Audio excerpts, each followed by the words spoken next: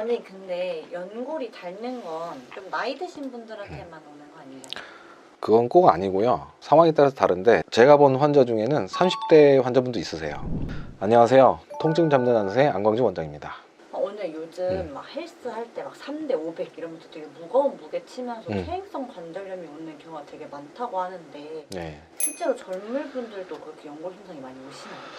젊은 분들도 연골 손상이 올 수 있죠. 근데 젊은 분들이 오는 연골 손상은 나이를 먹을수록 오는 연골 손상과는 좀 달라요. 노화로 인한 연골 손상은 말하자면 연골이 닳아서 없어져서 통증이 오는 경우가 많고, 물론 그 와중에도 뭐 연골이 찢기거나 하기도 합니다.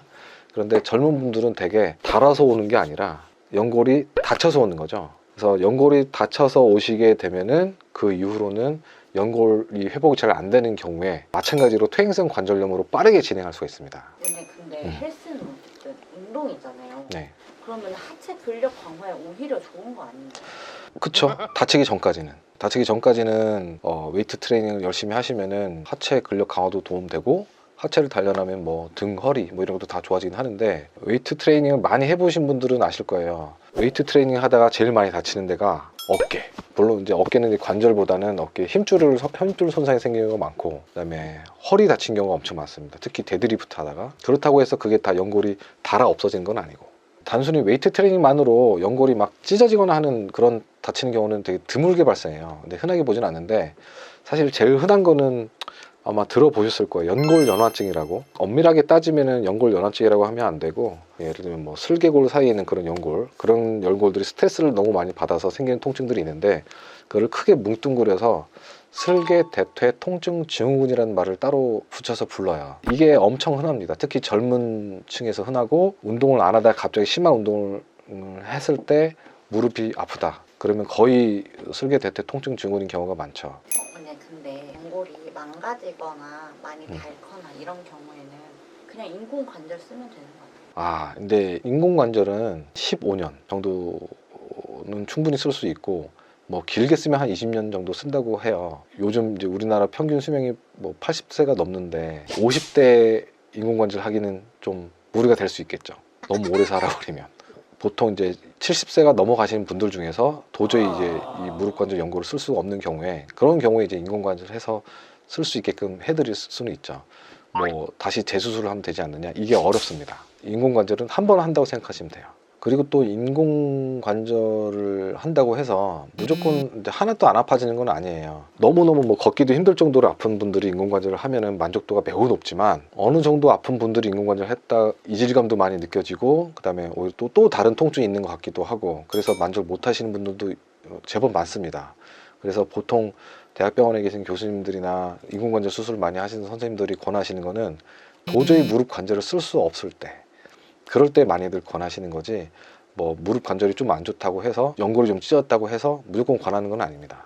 그러면 인공 관절이 최고의 수술이라고 하셨잖아요. 그럼 그 인공 관절 수술을 하기 전에는 어떤 치료를 받을 수 있어요? 그것도 뭐 여러 가지가 있는데, 상황에 따라서는 뭐 절골술이라고 해서 뼈를 잘라갖고 모양을 틀어져서 이제 좀 더 오래 써먹을 수 있게끔 해주는 그런 수술적인 치료 방법도 있고, 그거 말고는 일반적으로는 진통 소염제도 있고, 연골을 좀 오래 써먹을 수 있게끔 하는 윤활제죠. 연골 주사라고 하죠 보통. 그런 윤활제 주사도 있고, 그다음에 통증이 너무 많이 심할 때는 어쩔 수 없이 일시적으로 가끔씩 스테로이드 주사를 쓰기도 해요. 필요할 때 적절히만 써주면은 통증도 충분히 가라앉고, 염증도 확 줄어들고, 그리고 다시 원래대로 또 잘 걸을 수 있는 경우도 엄청 많습니다. 이거 말고도 이 주사제가 뭐 콘주란이라는 주사도 있고 뭐 한데, 그 연골 주사보다 좀 더 좋은 거라고 생각하시면 돼요. 그럼 무릎이 좀 더 부드러워지고 하긴 하는데, 어쨌든 그런 보조적인 치료들이 있긴 합니다. 그리고 또 한 가지 제가 종종 하는 치료 중에 재생치료, 특히 이제 프롤로 치료죠. 프롤로 치료가 뭐 연골을 재생을 시켜주는 건 아니지만, 무릎을 이루고 있는 뭐 그런 관절을 이루고 있는 조직들이 많잖아요. 관절 주변을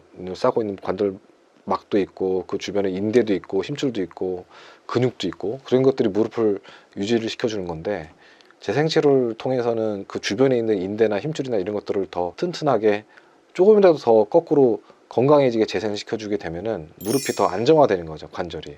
보존적인 그런 치료들을 하면서 환자분들한테 운동도 꼭 하시라고 말씀을 드리는데, 자기는 무릎이 아파서 운동을 못 하겠다고 하세요. 그러니까 하라고 말씀드리면 근데 아픈데 어떻게 하냐고 또 그러시거든요. 운동이 너무너무 중요해요, 사실은. 의사 선생님들이 건성건성으로 그냥 운동하세요 하는 것 같이 느껴지겠지만, 실제로 이렇게 하는 게 너무 중요하기 때문에 말씀을 해드리는 건데, 환자분들은 사실 뭐 좀 쉽게 낫길 원하시죠. 약 먹고 낫고 주사 맞고 낫고 이걸 원하시기 때문에 거기에 더 집중을 하시는데, 무릎 관절이 아픈 이유 중에 하나는 무릎이 움직이는 이 모양을 단단하게 유지해 주는 게 바로 근육 힘줄이거든요. 예를 들면 지난번에 코로나 많이들 걸려 보셨죠.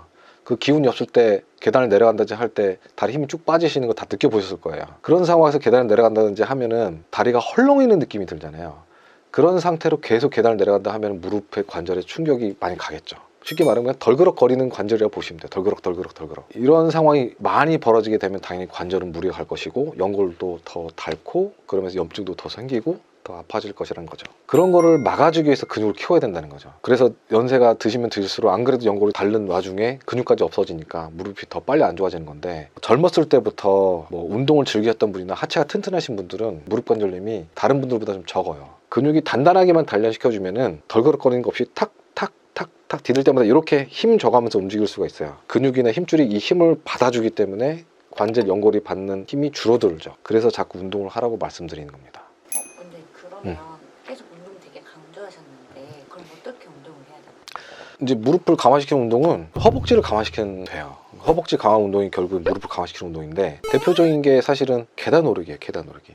다리 근력이 좀 없어도 천천히 뭐 난간이라도 붙잡고 천천히 올라가시다 보면은, 안 믿겨지겠지만 3층이면 3층, 5층이면 5층, 10층이면 10층 할 수 있는 만큼 일주일만 똑같이 해보시면 처음엔 되게 힘들어도 일주일 뒤에는 생각보다 안 힘들다는 걸 아실 거예요. 근데 많은 분들이 자기는 그 정도 했더니 힘들다 해서 초반에 포기를 해버리세요. 제 환자분 중에 80이 넘는 할아버지 환자분이 계신데, 그분한테도 이런 운동을 하루에 뭐 계단 오르기를 30분 이상씩 열심히 하시라 그렇게 말씀드렸더니 한 6개월인가 지나서 오셨어요, 그 할아버지가. 그래서 어떠냐고 물어보셨더니 할아버지가 되게 놀라워하시면서 정말 무릎이 너무 많이 좋아졌다고 그런 말씀을 해주셨어요. 그분은 하루에 얼마큼 올라가냐, 대충 계산해보도 한 70층 80층은 올라가세요, 하루에. 처음에는 그렇게 못하셨죠, 그분도. 근데 꾸준히 하다 보니까 뭐 15층짜리 아파트면 올라갔다가 엘리베이터 타고 내려오고 또 올라갔다가 내려오고. 근데 열심히 하시면 진짜 다들 무릎도 좋아지시고 허리도 좋아지시고. 아침에 사과 하나만 먹으면 의사 볼 일이 없다고 뭐 이런 얘기 하잖아요. 그건 거짓말인 것 같고, 계단 오르기는 맞는 것 같아요. 계단 내려가는 거는 사실 뭐 가급적 내려가는 거는 엘리베이터를 이용하시면 좋긴 좋은데, 어쩔 수 없이 뭐 내려오셔야 되는 경우도 있잖아요. 그런 경우에는 뭐 난간도 붙잡을 수 있으면 붙잡으시는데, 제일 중요한 거는 허벅지에 힘을 억지로 줘야 돼요. 허벅지에 힘을 억지로 주고 발끝으로 탁 하고 내려오셔야 돼요. 이렇게 톡 딛고 허벅지를 구부린 상태에서 힘을 바짝 준 상태에서 하나씩 딛고 이렇게 내려오셔야 돼요. 그래야지 무릎에 충격이 안 갑니다. 그냥 이렇게 툭툭 내려오시면은 충격이 좀 많이 가죠. 앞꿈치로 딱 디디면서 힘을 바짝 주면서 천천히 톡톡 내려오면은 소리가 안 나죠. 그렇게 내려오시면 됩니다. 오늘은 무릎 연골이 다쳤을 때, 아니면 무릎 연골이 상했을 때 어떻게 치료하는지에 대해서 설명을 좀 드렸습니다. 앞서서 계속 강조드렸지만 운동만큼 중요한 게 없는 것 같습니다. 제법 손쉽게 효과를 볼 수 있는 질환 중에 하나가 무릎 질환, 그다음에 허리 질환. 이 두 가지 질환은 계단 오르기만으로도 많이 좋아지는 건 좀 볼 수가 있어요. 연골 치료를 위해서 뭐 여러 가지 염증 치료, 재생 치료를 받아 보셔도 충분히 좋아지지 않는 경우나, 아니면 그런 치료를 받는 중에도 제가 아까 말씀드린 그런 운동, 계단 오르기가 제일 쉽게 할 수 있는 거고, 뭐 스쿼트도 좋습니다. 그런 것들을 같이 병행하는 게 정말 중요하니까 꼭 같이 해주시고, 일상생활에서는 가급적 걸어서 올라가시는 거를 정말 추천해 드리겠습니다. 이번 영상이 도움이 되셨다면 구독과 좋아요 부탁드립니다. 지금까지 통증 전문 안선생 안광준 원장이었습니다. 감사합니다.